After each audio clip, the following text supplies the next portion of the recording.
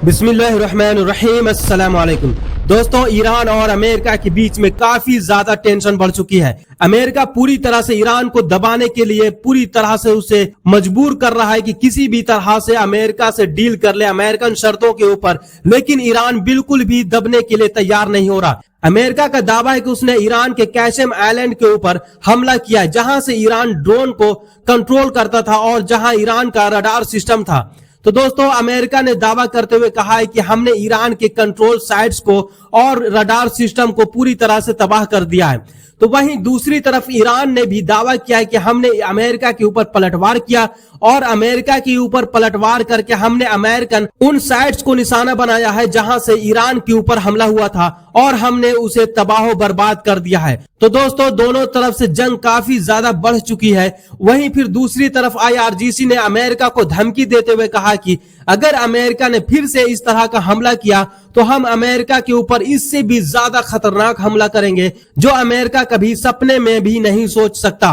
तो दोस्तों, ईरान पूरी तरह से फुल मूड में है, बिल्कुल भी झुकने के लिए तैयार नहीं है। अमेरिका चाहे हमला करे, चाहे जो मर्जी करे, लेकिन ईरान पूरी तरह से डट कर खड़ा है अमेरिका के सामने। अब देखना यह है कि आगे क्या होता है। वहीं दूसरी तरफ अमेरिका का पूरी तरह से बेइज्जती हो रहा है पूरी दुनिया में कि तुम तो सुपर पावर बने फिरते थे, लेकिन फिर क्या हुआ?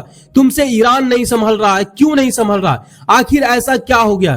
दोस्तों, ईरान ने अमेरिका को जो करके दिखा दिया वो पूरी दुनिया में किसी ने नहीं किया। अमेरिका का इतना ज्यादा बेइज्जती और इतना ज्यादा जो उसका घमंड था उसे पूरी तरह से चकनाचूर करके रख दिया। सुपर पावर जो बना फिरता था पूरी दुनिया में, जो टैरिफ लगाता था, पूरी दुनिया को अपने घुटनों पर लाना चाहता था, लेकिन ईरान ने अमेरिका को घुटने पर ला दिया और पूरी दुनिया को दिखा दिया अगर तुम लड़ना चाहते हो तो हम भी लड़ने के लिए तैयार हैं और तुमसे कम भी नहीं है। तो दोस्तों, ईरान पूरी तरह से डटा हुआ है, लड़ने के लिए तैयार है, लेकिन यहाँ पर मेन जो मुद्दा है वो स्ट्रेट ऑफ हॉर्मुज है। इन सब की वजह से स्ट्रेट ऑफ हॉर्मुज पूरी तरह से क्लोज है, जिसका असर पूरी दुनिया के ऊपर पड़ रहा है और इसका सीधा सीधा जिम्मेदार अमेरिका है।